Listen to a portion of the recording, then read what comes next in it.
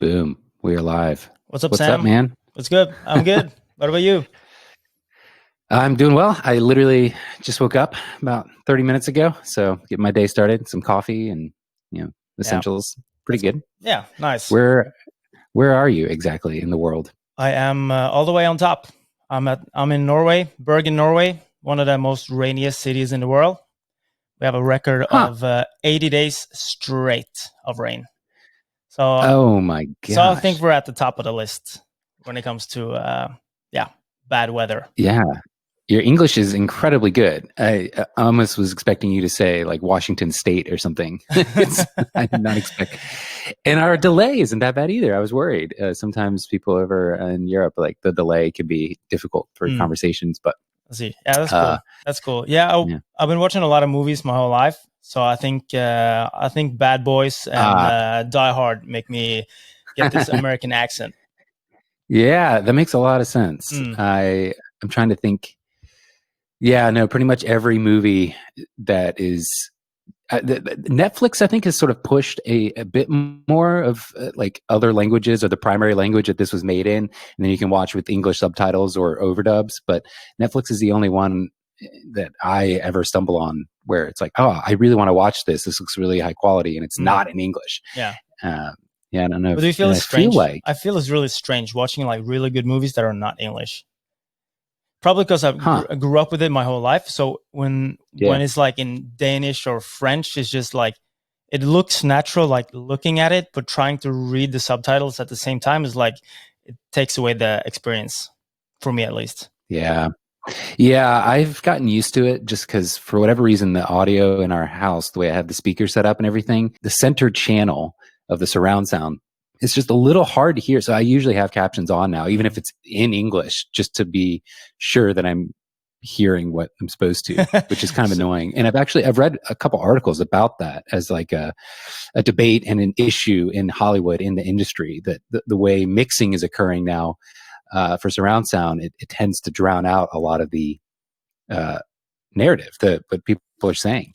That's strange. So when you have a really good sound system, you actually can hear what they're saying. That's awesome. I know, right? It's ridiculous. But even Christopher Nolan, the director, got a ton of pushback from the movie, one of my favorites, specifically Interstellar, because he, I guess, either preference-wise or on purpose for some artistic motivation, mixed the audio to be so low that you literally would have to strain to hear it. And I guess he hinted on some like fact that it was on purpose. Like he wanted, it was during parts where you didn't necessarily need to understand what they were saying, but it would add to the stress of the experience. It would be like high stress moments where there's a lot of really loud machinery sounds and all this. I don't know. It was an interesting take on it, but I think he was just making excuses for bad mixing. Probably. Which, a lot of artists tend to do that. They make something and then, reflecting back on it, they have new interpretations that they did not intentionally account for while making it. But it can kind of make sense. Yeah. Yeah. It's like a happy accident. Yeah. Exactly. Or somebody else sees something deeper within it. And you're like, yeah, I guess I did sort of mean that. I bet that happens with songwriters a lot, with various lyrics having different interpretations from fans. I bet you that happens all the time. People think it's about something that the artist, the actual creator, was like, well, I didn't know. I don't know. Yeah, it wasn't about that at all, but sure. Yeah, I think people just add meaning to things when they listen to it. They're like, oh, that was so meaningful to me. And it's like my tattoo artist, he's like, he hates when people come with tattoos that means a lot, because he's like, oh, I just want to make cool tattoos. I don't care about the goddamn meaning of it. Nice. Yeah, I could totally see that. As a tattoo artist, it's got to be so weird that your day, it's almost like being a wedding photographer in one way, in that like you are there for a day that is not going, a moment that is never, there are no redos. No. It's the wedding day, and how you capture it, it is captured. There is no second chance with that. Yeah, that's true. But, gosh, that's like 10x. That's 100x with the tattoo. It's permanent ink on someone's skin. And you're going to have bad days as a tattoo artist where you're just maybe not as on point, literally, and accurate. I don't know. I would think. Yeah. A bit shaky. The day after. Yeah, shaky maybe. Right. Yeah. Hungover or something. I mean, I don't know, man.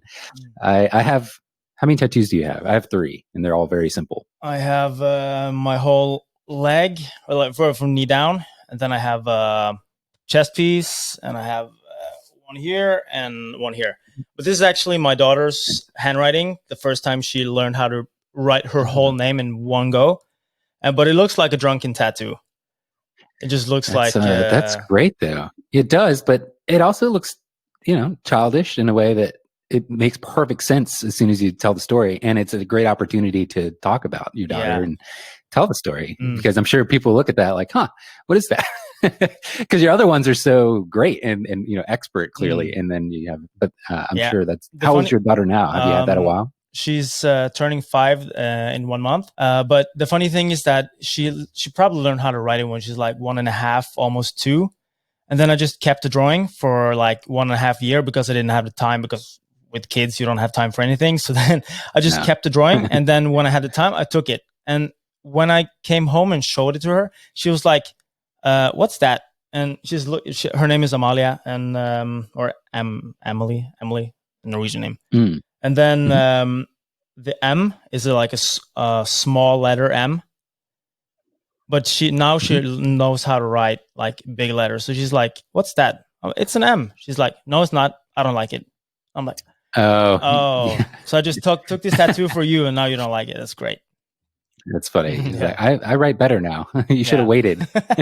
So Sam, that's really great. I love where are you in the world? Oh, I'm in Baltimore. So that's the closest bigger city. You'd probably actually know exactly where it is DC. So I'm about 40 minutes out of DC, Washington. So East Coast, right in the mid-band. We also get a lot of rain, and it's cloudy today again, but it's whatever. That's what it is. So how's life? Are you like, what? Yeah, life is good, man. Life is good. I've been so happy. I waited about, I ordered it mid-June. I got this really cool e-bike. It's sort of, I don't know if you're into like bikes or motorcycles or two-wheeled vehicles at all, but I'm really not. But this thing just looks so neat. It's called the ONYX, ONYX. Yeah. They hand make them in the US, in California, but it takes like literally, I ordered it mid-June and I only got delivery like 2 weeks ago. Oh yeah. It took that long to make the order. And they've also just been swamped with so many people working from home now, wanting like a fun activity to do outside. Their orders are through the roof. So anyway, I got this e-bike. But it kind of has the styling, and it's the size of like a cafe racer, like a small motorcycle. Nice. And it's because it's all electronic, 100%. It has one big battery in the middle, goes 75 miles on range, of range. And then it will do 0 to 60 in, I want to get this right. Let me look it up. But it's incredibly fast. And because it's all electric, there's instant torque and no gear changing. So it's a completely linear acceleration. And it's the most freaking fun thing in the world. It's called the ONYX RCR. And it has literally, it looks like a little motorcycle, but it has pedals like a bicycle. So you can pedal the thing. It weighs 150 pounds. So you're not going very far, but you can pedal it, which is interesting. Yeah, and anyway, I've been any day that it's been nice. Go. That's awesome. Did you? Yeah. Any day that it's been, yep. It's pretty freaking cool. Yeah. So that silver panel is, actually under the wood panel, that thing slides off and the battery is stored there. So it just comes right out. And so 0 to 30 in 4 seconds. Nice. So it's pretty snappy, especially for something so small and, lightweight, or relative speaking to most motorcycles. Anyway, so I've been riding that any excuse and chance that I can get. And it's funny because I'm literally, I've been in the same neighborhood now for like 6 years, the same part of the city. And I feel like I'm experiencing it very differently being on a bike versus a car. Car, you kind of feel like you're in this safe capsule and everything is almost like a projection of the world onto your windows. It doesn't really feel like you're a part of it. Maybe if you have the windows down, but on a bike like this, you can kind of stop and pull over literally anywhere you want, as long as it's not too dangerous. But you just feel much more connected with your surroundings, and it's delightful. Although it's unfortunate it took so long because most things are kind of dead around here. And obviously, most days are too cold to deal with it. But you got winter tires? And no, I don't think I'm going to attempt to even try it if it's icy or snowy out. Like spike tires. We're not like you. We're not like you down here. When it's an inch or two of snow, people are like, nope, I'm staying home today. It's not that bad, but people aren't very tolerant. I actually had a literal ice truck driver lose control of his vehicle. It was like a government truck that was de-icing. He lost control on one of these big trucks that are meant for it and wrecked my car a couple of years ago. They slid right into it in the middle of the night. So people don't know how to drive here. Yeah, that sucks. Even in good weather. Yeah. I've been looking at those e-bikes, and I've been like back and forth because usually when I work, I drive my car everywhere, and I love my car. So usually I just take that, even if it's like for a 1 minute ride. I just I'm going to jump in the car. What I'm thinking about is, since there's so much rain here, I'm afraid it's going to get destroyed if I ride it like I would usually. But now we got these crazy e-scooters here in like the stand-up ones. Yeah. Where you quick swipe with your phone and then it unlocks and you go. Yeah. So that's like inner city extreme sport, because they go so fast. And at least here in the city, we have a lot of I don't know what you call it in the state. We have something called Bridgestone, which is like small bricks, like slick surface, which they cover the ground with instead of like asphalt or similar. So they get really slippery because it's from the old days, and they. I was going to ask, is this a new thing, or they're keeping it alive for the aesthetic and probably hundreds of years old, but they keep it alive in the city, just like to keep the feeling in the city. But I'm serious, when it's wet and there's like leaves falling down, it's like soap. So it's like, so I've been like having near death experiences like every day here now. Do they require you to wear a helmet? I know some cities here in the US are trying to make that a thing, but like who's walking around with a helmet to just maybe get on a scooter? I don't think it's practical, but it would be safer. I just got an awesome helmet this summer from I got it here. I'll show you. I got this insane skydiving helmet, which is also like a ski helmet from an artist. He's actually from California, but he moved to Norway. So I've been looking for excuses to use that, but I haven't it looks pretty crazy, like going into the city with this like green thing on your head. That's cool though. It looks pretty low profile too. It's not too helmety in terms of some of those motorcycle helmets could get kind of like you're walking around with a thing. Yeah. It's huge. Cool. Yeah. Are you riding motorcycles? I do have a motorcycle, like a proper one. It's still pretty small. It's a Suzuki TU 250, so it's 250cc. Yeah. It's again sort of that cafe racer styling thing, but I really sort of stopped because when I said people don't know how to drive here, I mean that legitimately. Like Maryland, the state that I'm in, is known for bad drivers. My insurance rate is more expensive here than almost anywhere else in the country because accident rates are so high. So I'm pretty uncomfortable on the motorcycle. And the e-bike, the ONYX, I really just kind of ride around my local neighborhood. Yeah. So, and with the motorcycle, it's so loud and it smells, and there's all this, almost like pomp and circumstance about the bike. Like it's a big deal. But the e-bike, it's almost completely silent. It removes a lot of that friction. I know a lot of motorcycles like the loudness and the vibration and the sound of the motorcycle, but I don't. I don't. I just like the speed and the low profile of it. So the e-bike is perfect. And really, my motorcycle's been sitting. I should really just sell it. Yeah. Because I worry. It's also a bit slower to stop. The e-bike has regenerative braking the way like an electric car would. You just tap on the brake and almost unnaturally slows itself down to try and recoup some of the energy from you already in motion and recharge the battery with that power.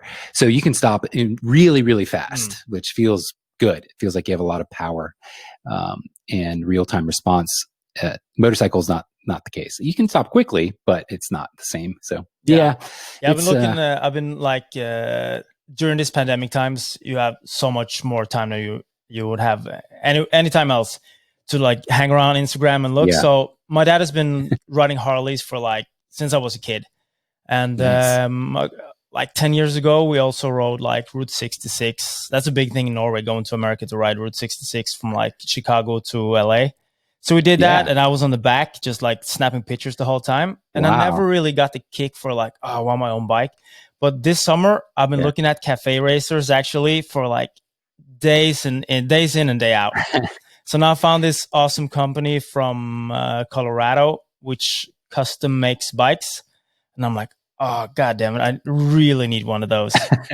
That would be, I mean, yeah, the styling and the things that they can do, it's incredible. Yeah. It's like a work of art. You're just like riding around something that, and I love the custom part that nobody else has, the motorcycle that you have. So if you just go to the store and buy a Harley that makes a lot of noise and looks cool, it's not the same. Yeah, 100%. Yeah.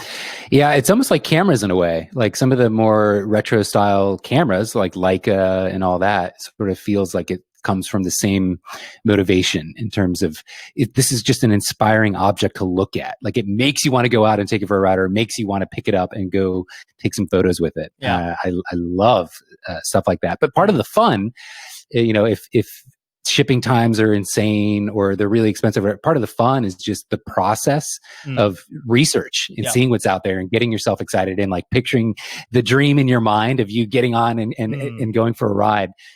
Once it's actually delivered, it's still incredibly fun, but it's a different part of the experience. So because it took so long for me to get this bike, I was literally like 6 months of waiting.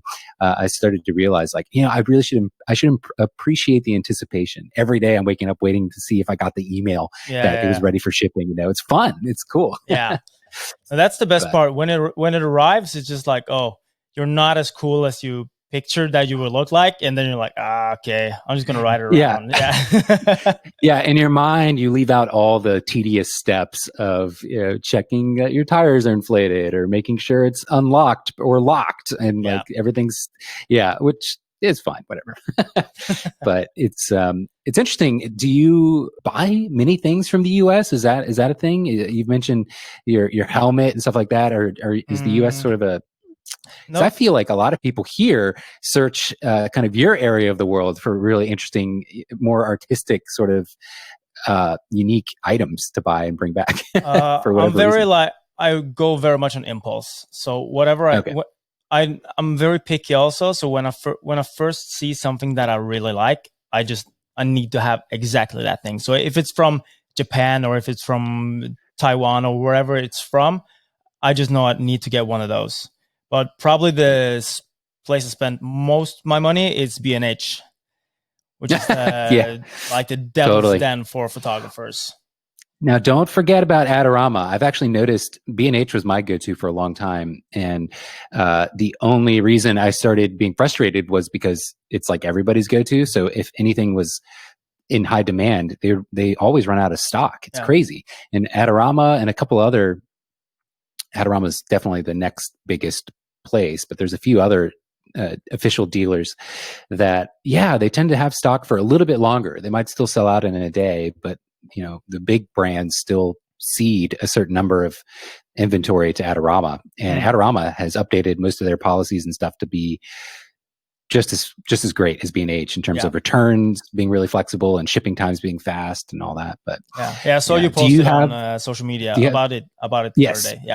Yeah.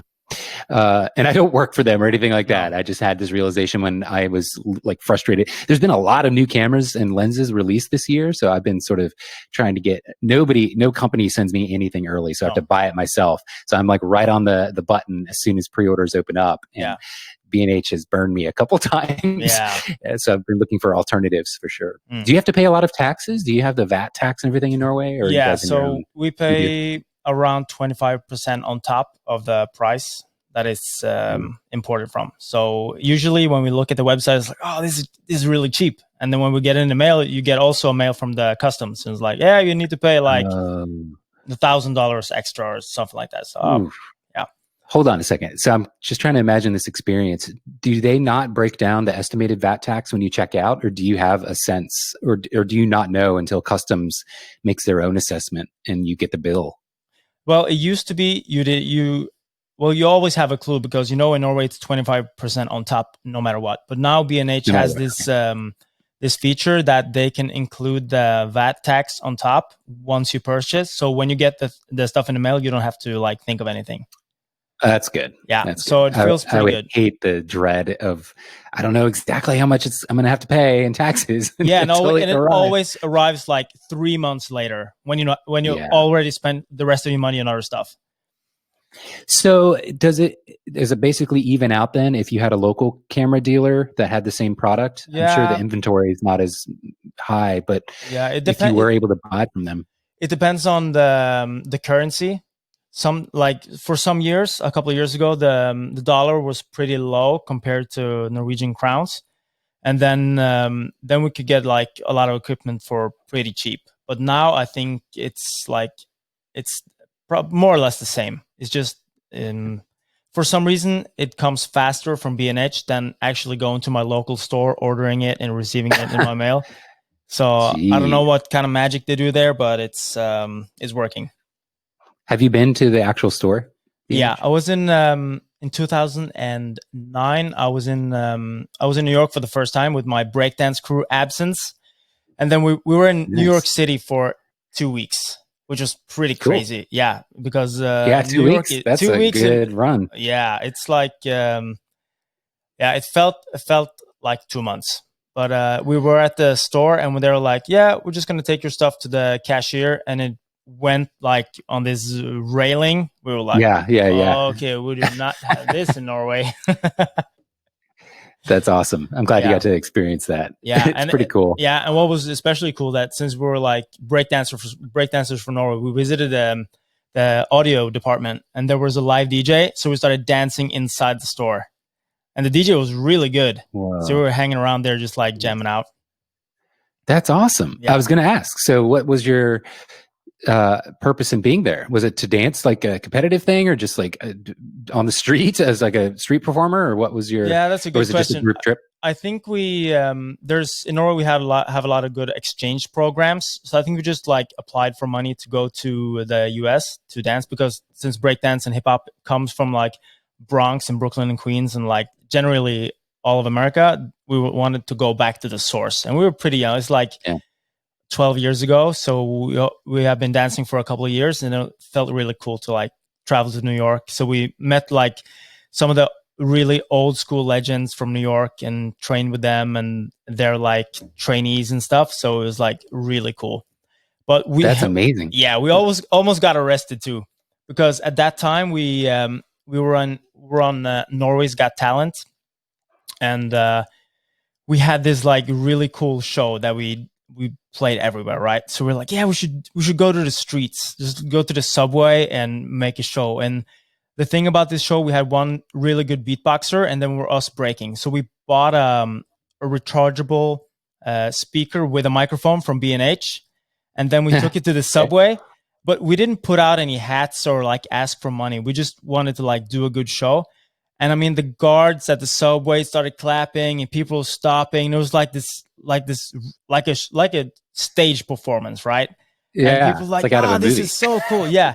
And then the cops showed up and we were like, uh-oh. And then like asked for passports, and we left them at the hotel because we were scared of getting robbed. And they're like, do you have a permit for dancing here? We're like, no, we're just from Norway. We're just kids. Yeah. So we don't speak English. no, we almost did that. But since we weren't making any money and we were just like giving people a good time, this one cop, he was like really interested in getting us into jail. But the two others were pretty easygoing. They're like, they were like going to the corner and like whispering, and then they let us go. So luckily, or we might still be in the States. Yeah, seriously. You never know what happens once they take you in. But gosh, that would be such a mess. I mean, the amount of paperwork they would have to do, I would think would be exponentially more annoying if you have to arrest somebody international. Yeah. I don't know. I would guess. Yeah, but we've been traveling quite a lot with our breakdance crew. We started in 1999 and we're still going. We have like 4 or 5. I was going to ask. Yeah, cool. we have around 4 or 5 like full night shows that we can play at theaters and stuff like that. And one of the guys in my crew, he's like he has dual citizenship from Colombia and Norway. So every time we go to the States, he gets in trouble for no reason. So so when we go through customs, all of us like swoop through fine, and then they're like, come here a little bit. It's like, oh, not again. Come to this back room. We need to talk. Yeah. So then this one time, I think it was almost like 2 hours waiting for him at like the baggage claim because we have no clue where he went. And then he came out like, you guys are not going to believe this. And we're like, what happened? And then first he had to sit in line with a lot of like illegal immigrants and stuff. And he's from Colombia and he has pretty like dark skin. So he's like, I don't belong here with these illegal immigrants. I'm from Norway. I just want to go to dance, right? And they're like, oh, you're a professional breakdancer? And they started laughing and like, yeah, right. We're all professional breakdancers. So he's like, but seriously, let me show. So he had to actually dance for the custom officers. And they started clapping, and he did like head spins and like spinning on the ground and everything. And after that, they're like, oh, okay. But the thing is that his passport was filed a report on by Interpol, which is like international police. Yeah, because he lost his Colombian passport, and then he tried to get into the States, and then he was flagged. So it was a bit of a hassle. Yeah, I can't imagine. What an interesting, I guess. So you said he was born and raised in Norway. He just happened to have parents from Colombia or something. Yeah, this is my this is my daughter Amalia. She was the guy, hey, Amalia, girl who wrote. Hi. I like the way you write. You write really well. Oh, she can't hear you. She can't hear me. Yeah, that's okay. And there's the rest of the family coming in. Yeah. Do you have any other kids? Yeah, we have another girl, and she is just turned 1 year old. So it's a pretty busy time. Yeah, man. Yeah, but it's a lot of fun. Well, I mean, at least I'm curious what the kind of day-to-day situation is in Norway and what you guys are dealing with. But have you had more time to spend with family? Are you basically indoors more than you otherwise would be, or are things pretty open there? Norway, I would say Norway is one of the countries that made it like best through the pandemic so far. We have a really low death toll and also a really low infection number. So, but once, like, I think it was like March 14th or something like that, the Prime Minister of Norway just came out and said, okay, this is the hardest restrictions since the war, and we're gonna put into play now. And then we basically stayed home for like kindergarten, schools, jobs. Everybody had a home office for like 5 weeks. At least I spent like 5 weeks almost not going out, only going to the store. Yeah. And then 5 weeks. Yeah, it was pretty long. And then once it started opening up, and we had like, because once the pandemic hit, nobody knew anything, right? So everybody was scared out of their mind, and people started like hoarding toilet paper. Did you guys do that in the US as well? Oh my God, the US got so much, for lack of a better phrase, so much shit for that. Everyone was saying, this tends to happen. I suppose I do live in a bit of an echo chamber being in the US. Yeah. Everyone was like, oh, of course Americans would hoard all the toilet paper. That's the dumbest thing to hoard, blah, blah, blah. And I'm like, I don't know. But okay, so it wasn't just us. That's good to know. No. Yeah. And my girlfriend was like, we're watching the news because we can see stores were all out of toilet paper. And I was like, oh, we need to get toilet paper. And she's like, oh, those idiots buying all the toilet paper. What do you need that for? I'm like, I bought some. It's in the basement. She's like, oh my God, you're kidding me. Yeah, it doesn't hurt to have extra, but I do hardly think that's the first thing we would legitimately run out of and not be able to manufacture in a pinch if we really needed. Yeah, but also you can just like wash or whatever. If you're in need, toilet paper is not essential, right? 100%. Yeah. So at least after that period, Norway got pretty good, like infection wise. So then during the summer, we opened up the country for other people like coming back to work and like tourists and stuff. So it was like a less crowded summer in Norway, and a lot of Norwegians didn't go abroad.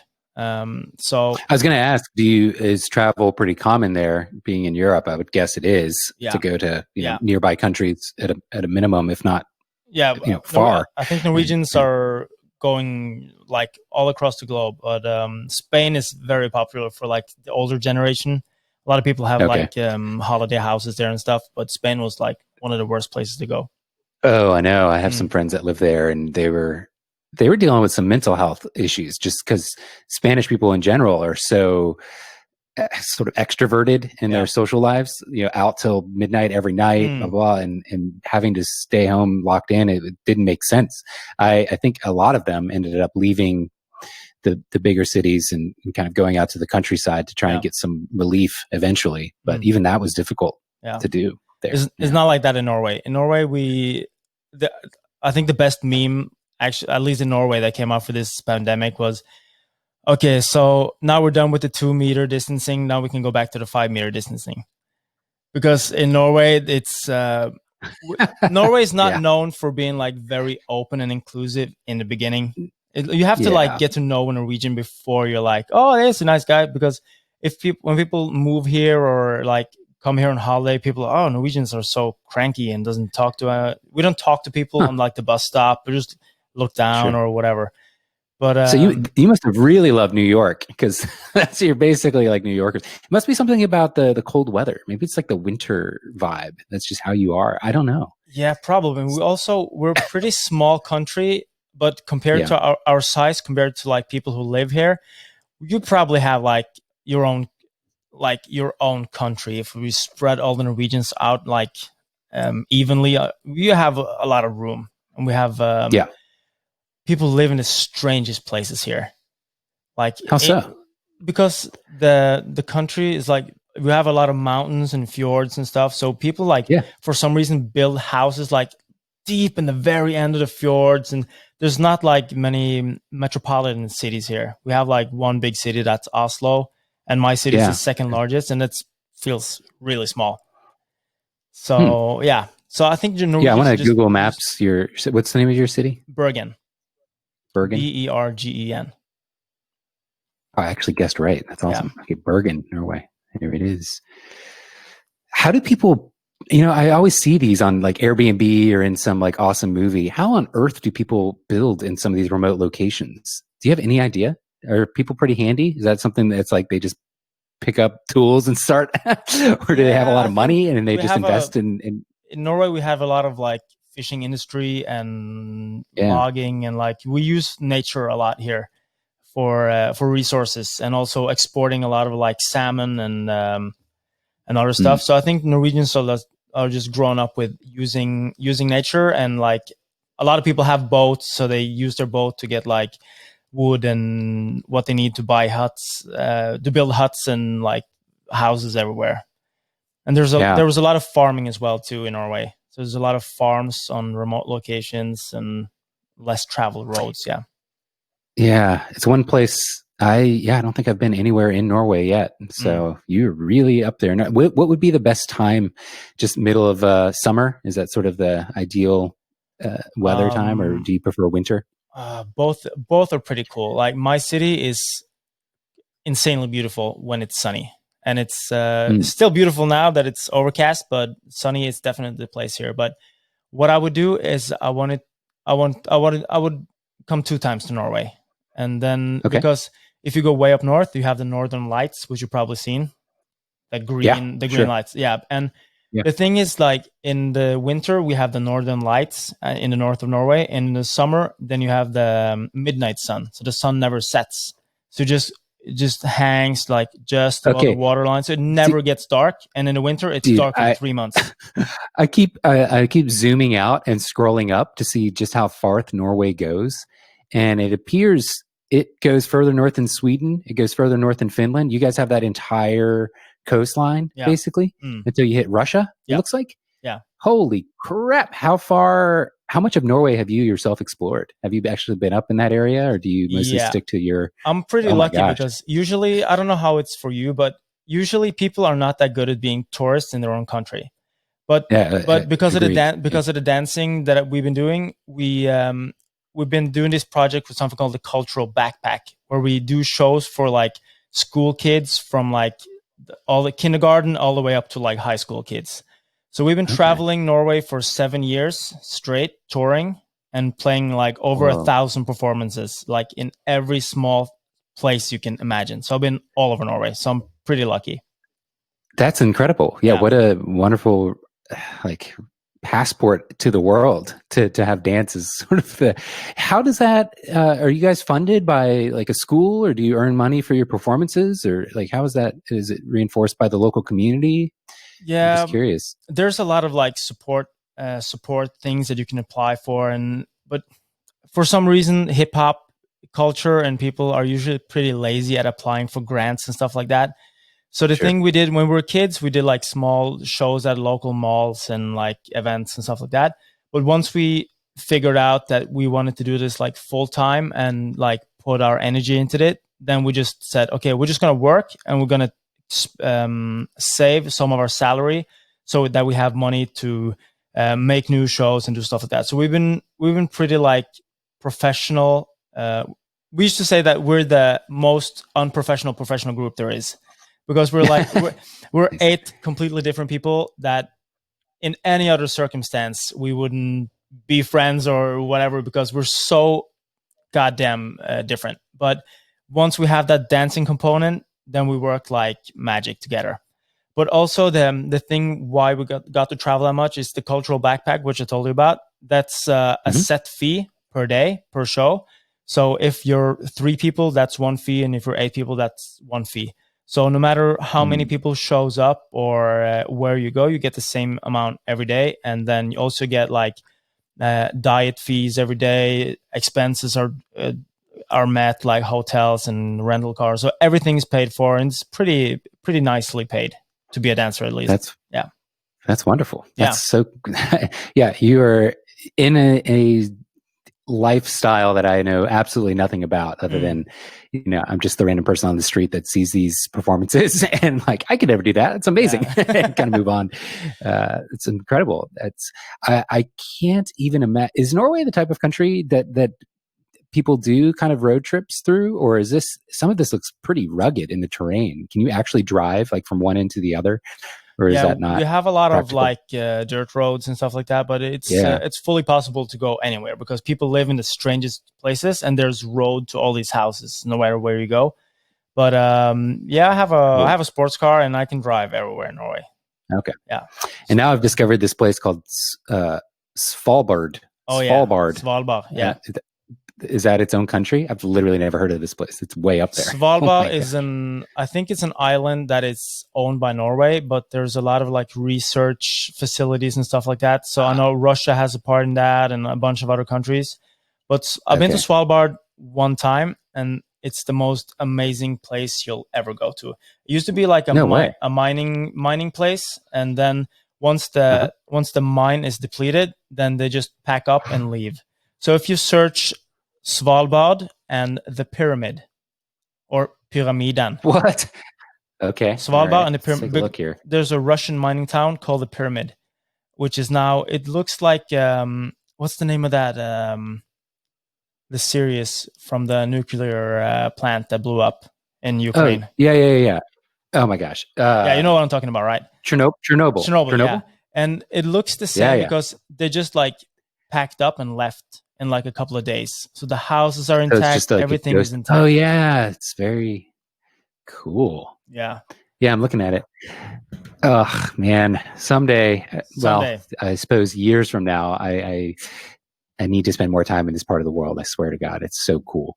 How is, and I'm guessing the answer is it's fine, but if you started as me, an American, wanted to explore and go deep through Norway, is it pretty easy to get around in terms of like the language barrier and everything? It seems like English is pretty common, but is it the same when you get outside of the major cities? Are people pretty fluent in English, or would I have to? We have English like second language in school, so from you start school, you learn English every day. Usually, and there's all the kids got TikTok, so everybody knows English now. Yeah. Oh my gosh. So TikTok for a breakdancer must be like a exciting breakout in social media. Are you active on that? Do you actually do it? No, because or any of your friends? Yeah, some of my friends are got a good following and are pretty good at posting, but I've been breakdancing for like 21 years. So the last like 5 years, I haven't been that motivated to do a lot of training and like doing a lot of breakdance because I've been doing it for so long, and it goes in waves, right? Because and it's the same with photography, because sometimes you're really stoked on doing your own projects and work, and sometimes just like doing wedding work or advertising work is like, oh my god, another one. So the last few years I haven't been that into breaking because I've been doing so much photography. I'm looking at your feed right now, do you do much photography of breakdancers, or is that more of a video thing? No, I used to do it a long time ago, but it's something with for me it's like asking you, do you take a lot of pictures of other photographers? It's like so for some reason when I studied photography in 2008, I had this awesome teacher, which was like a real classical, really strict guy. He did only black and white photography on Hasselblad cameras, and what he focused on doing was documenting HIV and AIDS victims in Africa. So he was like a really serious person. He was like, if you're going to be a good photographer, you have to let go of everything you know and start learning, because if you just continue taking dance photos, you're not going to get anywhere. And I was like, okay. So then for the next 2 years, I didn't take any dance photos. And after that, I've taken some, but there's so many good dance photographers that I'm just like, I'm just going to let them take that. And then I can focus on other stuff that I think is more interesting. Yeah, you have some pretty stunning scenery, and it looks like you're in some sort of airplane or helicopter every other day. A lot of skydiving. Yeah, I started skydiving in 2013, and I've been thinking about it for many years. And once I just signed up for the course, there was no turning back. But then I was going to say, so you must have done it quite a lot to not have to be. Don't they require you to be in tandem with somebody else for a certain number of hours before you can go by yourself or something like that? I'm not really sure. I haven't been skydiving much. Yeah, this is going to surprise you, because you can jump alone after 3 jumps. Oh, okay. Yeah, well, that's still 3 jumps. That's but the first. I've never been once, so that's a lot. Yeah. So the first 3 jumps, you have 2 instructors that is holding onto you, one on each side, but you're not strapped to anything. Oh wow! So they just make sure that you're stable in the air, and then once you not passing out on them or something. Yeah, and freaking out, looking down, like, oh shit, this is not working out. So they just make sure you pull your handle at the correct altitude. And then, but that's the craziest thing, because I did a tandem jump once, and then like, okay, I'm going to do this. And at the course, you learn so much about how to exit the plane, how to be stable in the air, and what you're supposed to do. But once you pull that parachute, you're on your own. And then you got this like 170 square feet cloth over your head. And you're like, oh shit, I'm going to land this thing. And where am I going to land it? So it feels pretty crazy once that parachute is open, because you're so euphoric. Once that opens, you're like, oh, I'm alive. Yeah. And then you're like, oh shit, I'm going to die. Yeah. How on earth do they, obviously I've heard of the phrase landing zone or site, like they have a predetermined ideal spot to set down, but how do you actually find that when you're that far up, or maybe some clouds come through? Like, how on earth do you have a compass on your wrist or something to help you navigate? Or, I mean, or do you just pick something close enough and hope for the best? No, there's seems like you'd be hiking quite a ways if you chose poorly. Yeah, that's a good question. There's set values for how big the drop zone is supposed to be, and how big the landing area is supposed to be. So the experienced skydivers, they have one landing area, which is, well, not that small, but pretty small. And then you have a student field, which is actually like a huge cornfield or something like that, where you can basically land anywhere. So and you're never easy to see. You can see it once your parachute up, because you have an altimeter on your hand. So you keep looking at, okay, so 7,000 feet. All right. So 5 more seconds. Okay. 6,000, 5,000. Then you pull at your desired altitude. And then once you check that your parachute opens nicely and there's no like line twist or something like that, then you're like, okay, where am I now? Where am I going? Okay. Always checking the altimeter. And then you just like sort of like drive like a car, and turning with the toggles. And then you have a landing pattern. So like an airplane, you always land towards the wind. So you just turn into the wind. And, but it's it's the one of the coolest things I do. Someday, I really recommend it's on my list. Yeah, you should. You really should. Have you ever had a line twist or anything like kind of like scary as a moment in skydiving, or has it all been pretty safe and smooth? Skydiving feels pretty safe, and because you also have 2 parachutes. Compared to base jumping, where you jump off a mountain and you're pretty close to the mountain. Do you pack your own chute? Yeah, I do now. But you can have packers do it, but it costs like $10 every time you want someone to pack your rig. So then that's not too bad. How can I ask? Like, what's the equivalent US dollars for an actual jump? Do you know what that would be in Norway? Let's see. So maybe between $20 and $30, depending on where you are in the world. That's amazing. Yeah, so $20 and $30. Yeah, it's almost like an expensive bus ride to go up. The thing is that the equipment is pretty expensive. You got to rent that, I guess. Or buy it. If you buy it, you can buy used ones, which is they last for like 20 years. The equipment. So if you buy it new, like I did, you pay like $10,000 or something like that. I gotta say, I'm sure the demand on used skydiving equipment for new skydivers is probably not very high. I'm betting those people would want something brand new that's never been worn out, but maybe not. Maybe I would want the new one. You would think so, but usually people that start skydiving are pretty young, so they don't have any money or like there's students and stuff. So then they're like, I just want a cheap rig. Anyone selling anything? And then they end up like using like worn out stuff that's like things keep flapping off of, and Oh my gosh, no. So it's like once you turn professional, I'm getting a new rig. Fair enough. That's cool. Yeah. All right, man. I'm slowly creating a list here of activities for me to do when I eventually visit Norway. Yeah. That'd be cool. Yeah, I'll take you to my drop zone. And the cool thing here is like, because Norway is so spectacular with the mountains and stuff, is like people come here from all over the world to skydive because it's so amazing here. And we also have something called Ekstremsportveko, which is Extreme Sports Week, and it's the biggest extreme sport festival in the world. So then one week a year, we have like every extreme sport you can imagine comes here and have fun for a week. So that's nice. Pretty cool. Oh, you mentioned earlier the training. What kind of training goes into breakdancing? Is it a lot of like weights and stuff or stretching? I feel like you kind of have to do every aspect. You have to work out every aspect of your body, but I'm wondering what is the training? If you were trying to get in shape for, a tour or a performance or something like that, what would that look like? Like in the first few years when you're dancing, you get pretty, you don't know anything about training or your body or how you're supposed to function and what feels good and what doesn't feel good.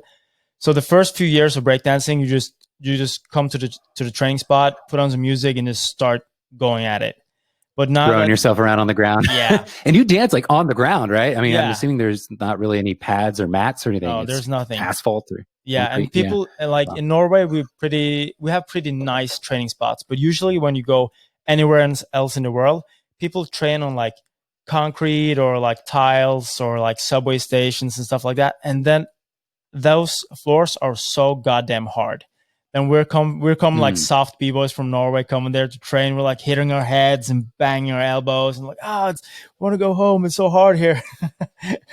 But back to the training part. It's because there's a lot of technique to like get the momentum going, because a lot of people can do like, if you want to do like stand on your head and try to spin one round, you could probably do it if you just tried it right now, if you just throw yourself around. But the thing is, you have to train a lot of technique. And technique takes so much time. And then you slowly but surely, once you train the technique, the muscle to keep your body weight up also comes along. So you can train strength training, but usually it slows you down, because a couple of years ago when CrossFit really kicked off, I got sucked into that world. So that I just started training CrossFit like 5 days a week, and my thighs got so big that I couldn't do breakdance. It was so hard doing the moves that I was supposed to do. Okay. And my ass was bigger. You got to stay lean and keep fast, I guess. Yeah. Once you get a certain amount of muscle mass, that you actually get slow. Yeah. And also you have to, once you do stuff with your body, you feel every millimeter of your body. You're like, oh, this feels nice. And you always sort of like know where you are body wise. So once you add some muscle that just arrives like in 1 month, it feels unnatural and really hard to like throw around. Okay. It's just, I was curious. Yeah. For now, it's just like going to the studio and just dancing. That's the best. That's nice. You have an actual studio area. Yeah. What are her days like? Is she in school? She is in kindergarten, and so we turn her in at 8:30, and then we pick her up at 3:30 every day. So that's my like work hours. So then I just like do photography work or video work, and then pick them up at 3:30, make dinner, hang around, play, put them to bed, and then I start editing. Yeah, as soon as they're resting and asleep, you really start your work, right? Yeah. So it's but are you doing everything yourself, or do you have someone that does like editing? Yeah, or I do everything. The only things I have played around with outsourcing aspects, but I've always taken it back in house, because the outsourcing, after spending a fair amount of time and investment to try it, I never judge any place that I outsource to. With the first experience, I never judge it too hard, because I know there's always like growing pattern or growing pains with that kind of thing. But it's still like I always have to bring everything back. Oh well, it's what it is. The only thing that I still consistently outsource is occasionally if I have a really, really long video for Patreon and it's like a review or something, I'll send it off to a guy who will kind of convert that into a transcription article-esque thing, so that I don't have to, because the worst thing in the world for what I do in terms of output is to create a really long video and then have to basically write that same video in text form. It's just miserable, because you're like doing the same work twice. I hate it. So you do that because you want to have an article as well that is written. I think I've been back and forth, and I've tried to get a sense of what people prefer, if it's video or article. I personally prefer article, because you don't have to have sound on. You can kind of scroll through if you need to be quiet and you don't want to disrupt someone else. I just think articles are way more, I can also get through an article a lot faster. A video, even if it's really well done, there's a lot of stuff I just kind of want to skip over. Even a video I've made myself, I'm like, I should probably just skip over this stuff. But in an article, you can just scroll through and get the idea in just a few minutes versus 25 minutes of watching a video. So they each have their advantages, and I want to provide something for both. But again, sitting down and writing an article about a video you just made is so miserable. It's just not fun. But so either I write the entire article from scratch and just don't even bother with a video, or I do a video and then send it off to a guy who does an okay job of transcribing. Nice. But do you also convert your reviews to a podcast just for like sound? No, that's a good idea. But no, I haven't thought about that. Yeah, because I don't know about you, but I find myself walking around with a headset like 24/7 now, always listening to podcasts. And because now you get like twice amount of stuff done. You can listen to something like inspirational, or so you can learn something, and you can also like sit editing or do whatever you need to do. So 100%. I mean, that's the magic of a podcast. You can do anything. Anybody can listen, and you can do any other activity as long as you don't have to communicate with somebody around you while listening to a podcast. I agree. It's a smart idea. The problem is, if you want to take one piece of content like a video and have it be all these other things, like a podcast, the audio only for podcast, some of it for article, it's really tough in the genesis of making the video to account for all that and not have too many things where I'm showing it on camera with an action, which just wouldn't translate to a podcast well.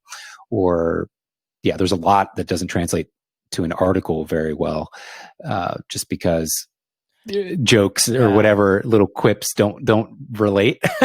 In a video, it might make sense, and then so it's so tough to strike that balance. But I'm with you. I think podcasts are, and I've done maybe 80, 90 episodes of a previous podcast with a friend of mine. And somehow he and I managed that many episodes, just the two of us talking. But I'm realizing that's not common. That's pretty hard to pull off. But well, that's kind of why I started this podcast. I just wanted to get other people, especially given this unique year, just get some insight into what the lives of everybody else is, what it's looking like. I don't know about you, but I tend to not only listen to a lot of podcasts, but consume a lot of social media and news. And I feel like I don't have a honest understanding of what someone's actual life is like. And I want to reconnect with that. All right. So this happened pretty random, because I started following you on Instagram a while ago. I saw some of your photos, probably with the Ring of Fire effects on.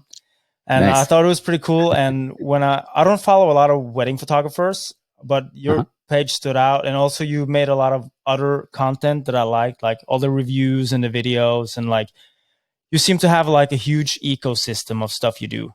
And people who manage to do a lot of things really inspire me. I rarely just like follow one guy who's a nature photographer or whatever, but people who like can make stuff happen in different places, that inspires me, because that's also what I'm trying to do with like combining my dance and my photography and my skydiving, like combining all the projects into one thing.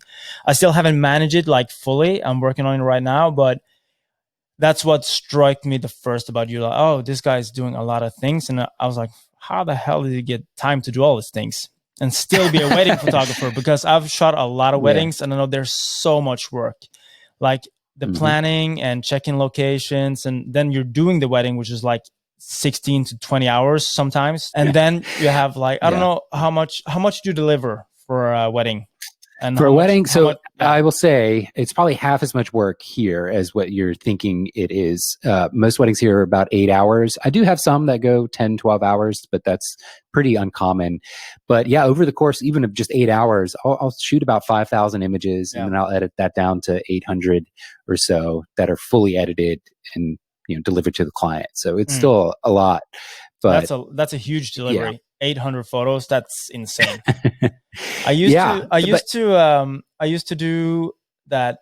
I chose, they could choose like 300 photos. I think that's what they're doing now. I used to do, and now I just cut it down to 200, because usually people just like keeping them, but they never show like all this stuff anywhere. So just like, that's true. Yeah. I'm not going to spend my time editing. And now I was also very like, because I said they can choose 20 photos that are really good from the actual like official shoot of the couple, and then I choose the rest from the rest of the day. But now I just upload everything on something called Pixieset, and then they can like choose whatever photo they like. So then I cut all my time on like editing or picking out stuff in the before editing.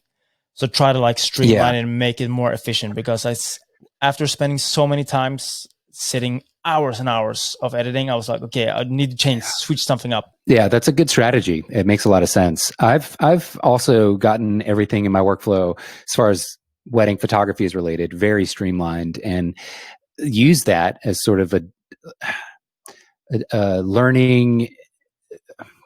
How do I describe it? I guess just the discipline of constantly looking for where I can spot inefficiencies and then optimizing my way out of it has translated into why I'm able to take that same principle and mindset and do video content and do podcast content. I'm very efficient in all of that stuff. So it isn't as much work. It's really painful in the beginning. Don't get me wrong. If I start a new project, a new endeavor, like, well, I don't know what else there is left for me to be interested in right now. Video, podcasts, article writing, and actual wedding photography is kind of the big four.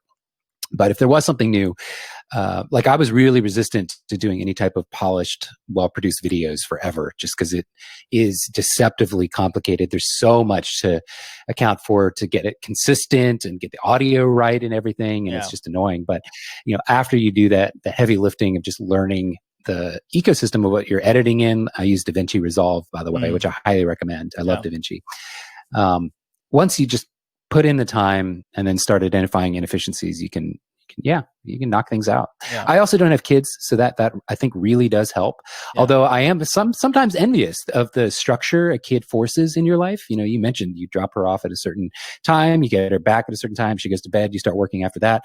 Like that structure probably would benefit me, because right now I just kind of like, I wake up and I think, okay, what do I feel like getting done? There's always something on the list, so I just kind of pick and go, but there's hardly any structure to it. I'm sure I could up my output even more if I actually had an outside force, like a child making me. But there's no structure at all. You just know when you're supposed to turn them in, and then when you're supposed to pick them up. But structure, that went out the window when the first kid arrived, and you have you don't have any clue what's expecting you. But it is it's really, really rewarding.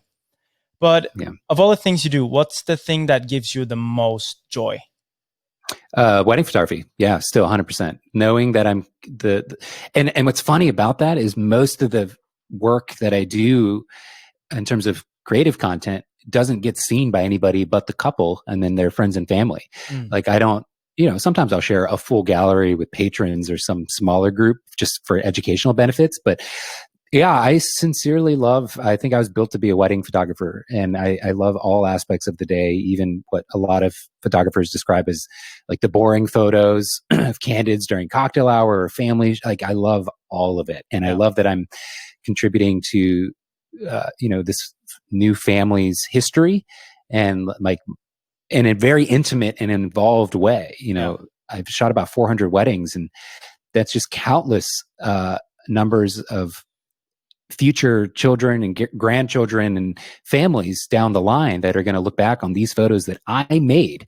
They're not going to think about me as the photographer. They're only going to care about the content, the person in the photo, but I know it was me. And I just find that infinitely fulfilling. Yeah. And I love it. So yeah. Nice. And a lot of what I do is motivated from wedding photography as the epicenter. Yeah. It all stems from that. If I'm not actively shooting weddings, everything else sort of suffers down the chain. Other than these podcasts, which I find enjoyable because I get to meet really interesting people, far more interesting than myself, that travel the world and like you kind of outlined, you have a very awesome life. But most of it's still like the connection that we have was if I wasn't a wedding photographer, you probably wouldn't have come.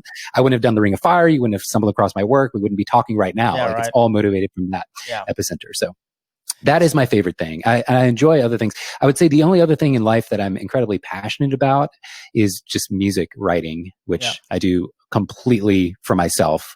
What kind of music? I don't have any expectations or aspirations with that. It's all kind of just indie rock stuff. It's I have guitar and drums and all that. So I play and write just my own stuff, and I find that really fulfilling. But again, it's not really. I don't put this year. I've been promoting it a little bit more, just because I've had more time to do promotion of music stuff. But I make negative money from it. I'm very in the hole. Yeah. But do you do wedding video as well, or just photos? No, just photos. Yeah. I thought about it because I do love audio work as it relates to music. I do a lot of recording and stuff for that. But the pressure of and the overhead of dealing with audio on a wedding day. I know not all videographers capture audio. Some just take the core video and put it to music, and that's fine, and clients are happy. But the way I would want to do it, I would want to capture, with wireless lav mics and everything, like what they're saying, and really stitch together a narrative. And for me, a lot of my creative energy it requires a very minimalist approach as it relates to gear. Like when I'm in my best mindset of creating a unique scene in terms of lighting or some technique, like the Ring of Fire or using a prism or whatever, like I need to not have any distractions. I have extreme ADD. And if I have too many bits and bobs and things to like keep up with, I can't focus on some new insight, some new, perspective on the world. And so still photography with just one camera, a couple lenses or whatever, that is just me at my prime. That is when I'm in my zone. So I've always gravitated toward that. So I love video, and I don't know how people can do video. Is incredibly, it's deceptively difficult sometimes. I usually have another shooter with me that only does video, and that works really well, because then we have sort of like a team. So he's always behind my back somewhere, and he doesn't go in the way. And we get the moments both in video and in photo, and that works really well. And then makes sense. And we just, like you, streamlining your workflow and figuring out what works for you. We just figured out that we're offering like not that expensive. It's pretty expensive video, but not as expensive as it could have been. And then we say, okay, we use everything that's good. So once you do the raw editing, everything that you would normally think, that's good, it's good, it's good. Not like it doesn't have to be top notch, but everything that's usable, we use and put together a timeline and put the music and make in slow motion and do whatever you need to do to make. And then they get the full edit, which is like maybe what we say is like between 15 and 40 minutes long, depending on how much good stuff we get. We never promise anything, but at least 15 minutes from the whole day that we're going to get that.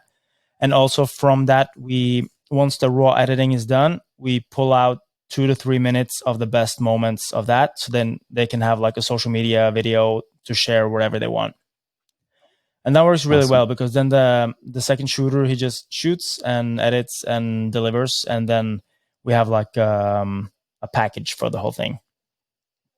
Perfect. Yeah. Cool. Yeah, I guess I do work alongside videographers often, but they already have their own sort of established businesses, and the client has found them, or maybe I recommended a short list of names. I don't have anybody very close to me that I'm friends with, or that I could do that. But you're right. I think that approach is pretty ideal if it's a consistent person that you've got a good relationship with, that you both kind of create a package deal. Yeah.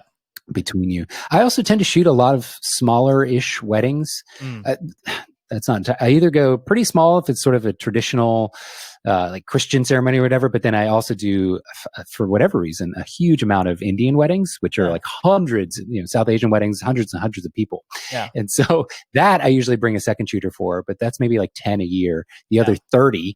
I usually do about 40 weddings a year. So the other 30 are 100 people, maybe less. So I like being the one person there who's kind of documenting everything and not have to compete, even if it's comfortable competition. I don't like having someone else in all black with, cameras anywhere near me. I'm very selfish in that way.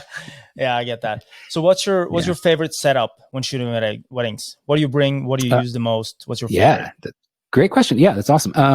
Right now, the most current Canon EOS R6 with the Canon 50 millimeter f1.2 RF mount lens, so the new 50, and that's 90% of the day right there is that combination.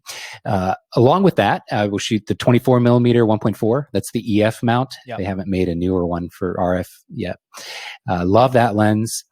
And then more recently, a 14 millimeter Samyang lens, which is really ultra wide, but that's more of maybe a couple wide shots of the venue or a few creative photos with a couple. And then normally sitting in like my backup equipment bag, I'll have something longer, like an 85 for toasts. Really, I never use that for anything other than I don't want to be right next to the person. Where it's so awkward if you're in a huge stage or a dance floor and there's somebody giving a toast and I have to be like 10 feet away from them. It's just weird. So I bring a longer lens so I don't distract from whoever is in the moment.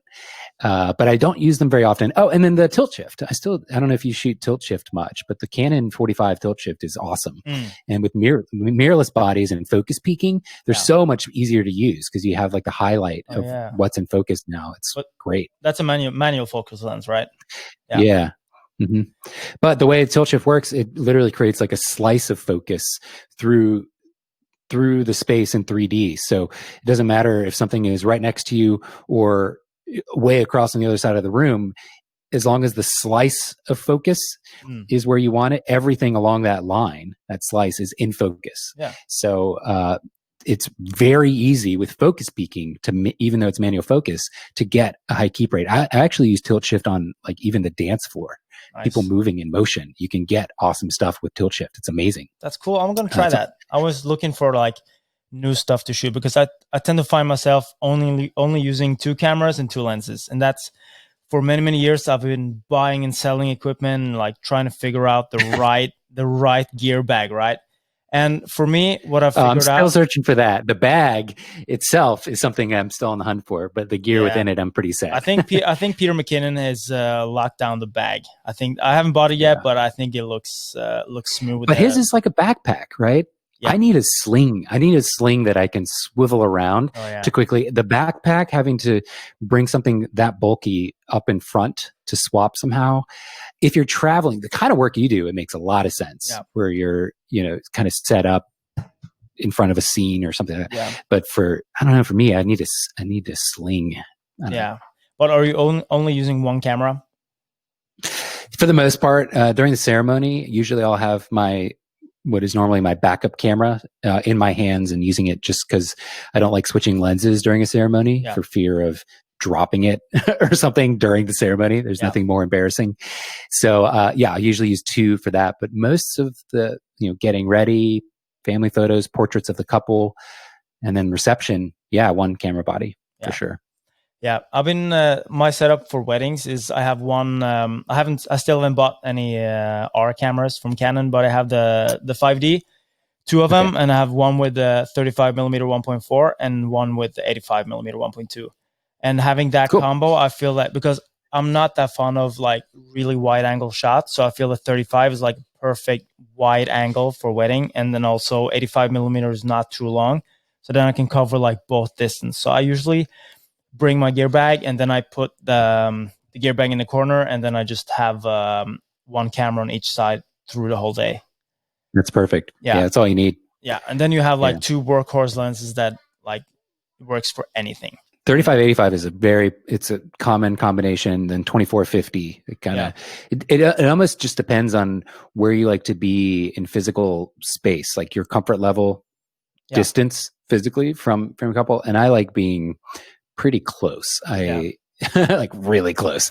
And I don't know if that makes anybody else uncomfortable, but I like being there. It is awkward at first, but people get over it, and eventually you kind of start to blend in.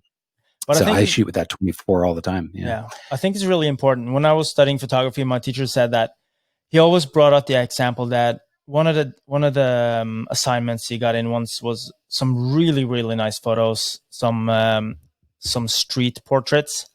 And then he asked the guy, but because he felt there was something off with the photos. They were like perfectly lit, perfectly shot. Everything was like amazing. And he was like, there's something here. There's something that I can't tell what it is, but what did you shoot with? And he's like, yeah, 300 millimeter. He's like, okay, that's it. Because you just zoomed in instead of zooming with your feet. And once you get up close and personal, you can actually feel it in a photo. So it makes a lot of sense when you say that you're about about being comfortable, being close to other people makes a huge difference in a wedding, I think, because you feel that the people are actually there when they're looking at the photo. And I think that plays a huge part. It comes across in their expression a lot of times, and then also just the compression of the background relative to the subject. Yeah, the wider and closer you go, the more...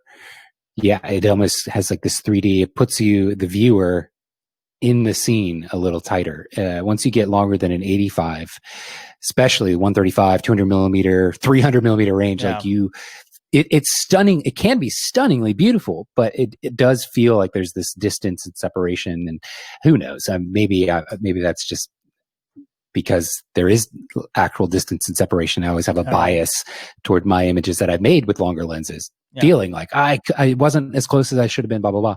Maybe that's just my own bias, but I do feel like that you're right. If I saw someone else's work and asked them what lens they used, I'd probably be able to identify with relative accuracy whether it was a telephoto or a wide angle, just based on the intimacy and the feeling like I'm inserted in the scene or not. Yeah, that's an interesting point. So you studied photography in college or university? No, in university, but it's like a private school because I was doing a lot of dance stuff and really focusing on that. But at the same time, I've been drawing my whole life and painting graffiti for many, many years. And when I was supposed to go to college, I was like, okay, what do I like? I like drawing. Maybe I should become an illustrator or something like that.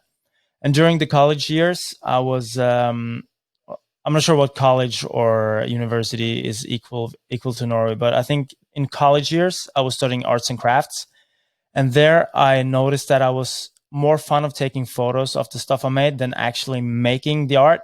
So then after that, I applied for a job at a local photography store. I didn't have any knowledge about photography. I just liked taking pictures. So when somebody came in and asked me questions about a DSLR camera or lenses, and I didn't know anything. So I just brought home a bunch of cameras, and for a week or two, I just learned everything there was to know about like a Canon camera or DSLR, Nikon D40 or whatever. And then I got really good at selling cameras.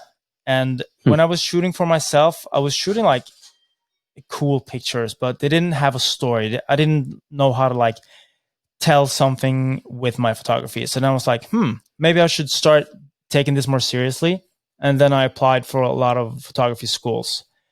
And then I got accepted to one in my city. And I was like, and I got into a lot of other schools around the country, but I didn't want to move. And since I had my breaking here, so I started at the photography school here. And then I met the teacher that I told you about before. So instead of taking dance photos, I did like everything from food photography to concerts, weddings, advertising, what you name it. And I think that has made a huge impact on my career, that I'm able to be, and especially I have my own wedding photography company as well, that I don't advertise as much on my personal channel, but I just have it as a separate thing. And there I feel one of the most important things about being a wedding photographer is that you have to be quick to turn around. Like everything like technical and storytelling wise has to be like in your mind and also in your fingers. So when something happens, you have to turn around, and then the settings and ISO and live focus, everything needs to be changed like brah in your fingers, right?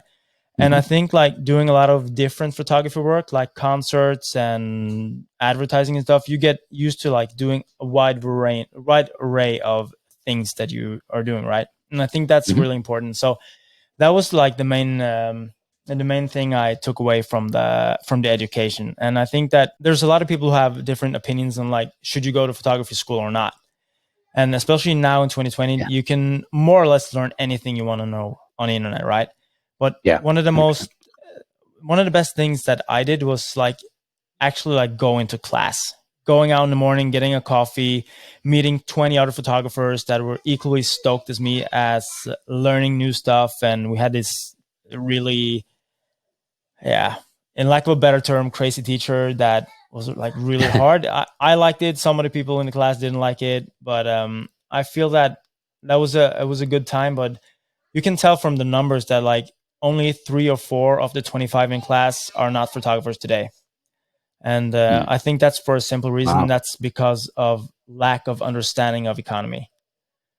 Because I feel a lot of there's so many good freelancers, like artists and musicians and photographers and actors and whatever. They all have a dream, and some of them are really goddamn good at what they do. But once they're finished in like acting school or whatever, they just think about it somehow that it's just another job.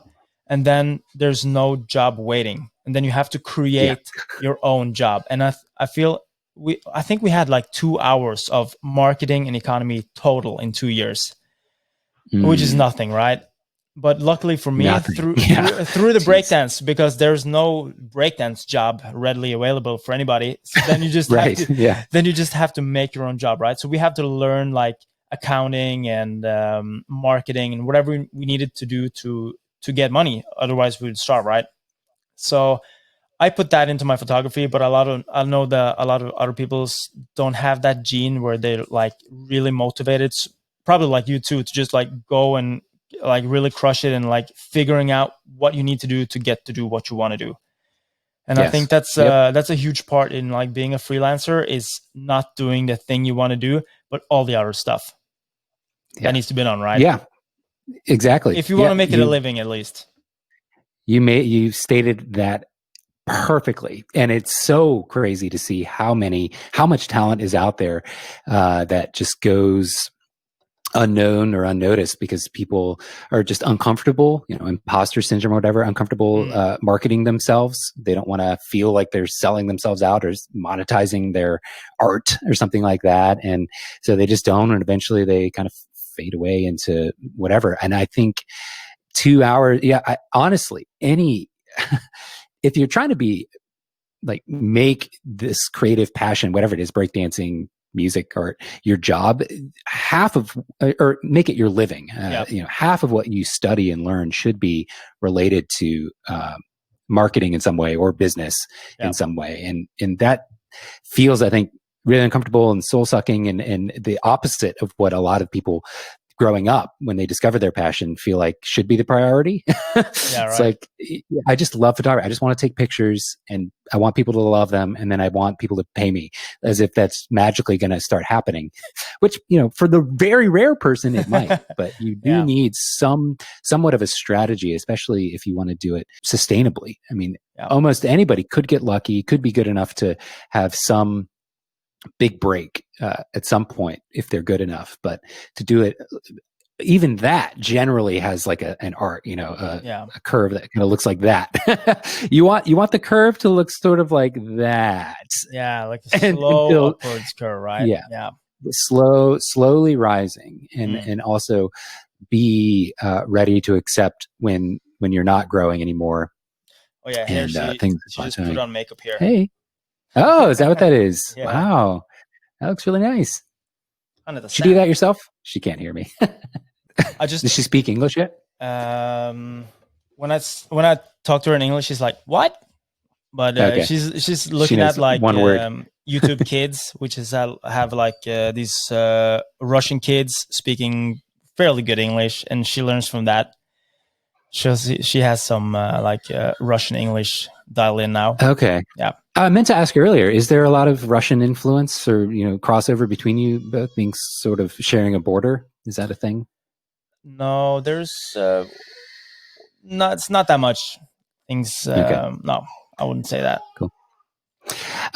Cool. Well, dude, this has been awesome. I'm gonna let you go because I hear the chaos ramping up behind you, and I feel like we've had a really good run.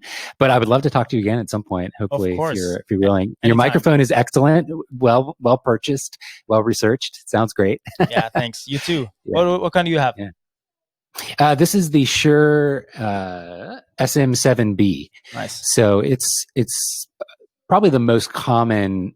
It's the old school professional, like if you were a radio host before the internet, like you would have this mic. I had already owned it because I used to record guitars with it. Electric guitars sound really cool, and this is mic'd up to an amp. Yeah. But you need a pretty clean and powerful preamp to juice the gain on it. It's not a very gainy mic. Yeah. So, but yours is great. Yours sounds awesome. I really like, and it looks cooler too. My cat. That's the most important thing. Yeah, most important thing. It's got to look cool. Yeah. Anyway, just to wrap this up, can you plug your Instagram for anybody that wants to find you, or website, or whatever you prefer? Yes. So you can find me at Andreas Roksvaag, which means at ANDREAS ROKSVAAG. Cool. Yeah. How often do you have to spell that last name for people? Every day. Even Norwegians find it hard. There's every time there comes a letter in the mail, it's for someone else. Oh man. Yeah. Amazing. But cool. That's where you find me. I post for some reason I don't post a lot of like photography work because I do a lot of advertising and I want to do like advertising shots on my page. So there's a lot of activities like skydiving and stuff like that. But I'm working on a new page to put my work. For somebody like me who tends to be more wedding oriented in my Instagram, I prefer following feeds like yours just because it's a break from the norm for me. It's nice. Yeah, but anyway, let me ask you a final question because I feel that's something that's really hard because I do, and probably you too, since you do music and everything else, it's really hard to like figure out what do you have, like separate accounts or do you have one account? Because I for some reason I want to have like 10 different accounts, one for like skydiving, one for breakdancing, one for jiu-jitsu, one for whatever, right? So what do you feel about that? Yeah, the different accounts thing, if it's a distinctly different craft like jiu-jitsu or breakdancing, I would recommend a different. I do have a separate account for like my music stuff, for example. I do cross promote a lot, but at the end of the day, though, I think you kind of have to come to grips with what you want to prioritize, what gives you the most gratitude or sense of fulfillment, and what drives you. I wouldn't do more than maybe 3 because you're just gonna. No singular project is going to be given, I think, enough attention for you to really like excel next level every single year. Your growth is going to plateau if you spread yourself too thin, for sure, and everything's going to suffer. So if you have a lot of passions or whatever, keep maybe cross promoting those in like your more personal feed, and then things you really want to prioritize, maybe 2 others. Create separate accounts for those and really make that your thing. I see that all the time with photographers that do weddings and advertising and portraiture. And when you're just killing yourself with potential clients, like they want to know that you prioritize what they want to hire you for. It's cute to see a a photographer who does amazing photojournalism work and blah, blah, blah. But if you're a wedding client looking to hire a wedding photographer, you want to see them prioritize wedding photos. So they feel like that is why they're spending thousands of dollars for you. So anyway, but again, you do want, I think it's totally okay to cross promote here and there, but make sure you kind of have a focus in what is actually showing up in stories and feeds. So, but yeah, I feel like the limit there is maybe like 3 accounts. Yeah. It's tough. And I'm not an expert. I kind of still funnel everything through one account other than my music, like I said. Yeah. But, if the podcast got big enough or something like that, you definitely need to be aware of those tipping points. Yeah. Where something is taking more of your time or it's gaining a lot of momentum. Like, okay, yeah, I should make this its own separate account. Yeah. It's tricky. Yeah. All right, Sam. Nice meeting you. Cool. And let's do it again sometime. I'm ready whenever you want. Awesome. All right. Yeah, maybe we'll talk in maybe the new year sometime early. That'd be awesome. That'd be awesome. Height of winter. Yeah, I'm actually getting a new studio in a week or 2. So then I'm gonna get a podcast studio, YouTube studio, and everything set up. So that's gonna be awesome. So then we'll do something from there. Okay. I'll try. I'm not gonna get a studio, but I'm gonna try and up my video game. Right now I'm just using my iMac camera, even though I've got like 50 cameras I could use to get some nice bokeh and everything. I'm just too lazy. Yeah. Cool. All right. Well, have a good day. Talk soon. You too. Bye.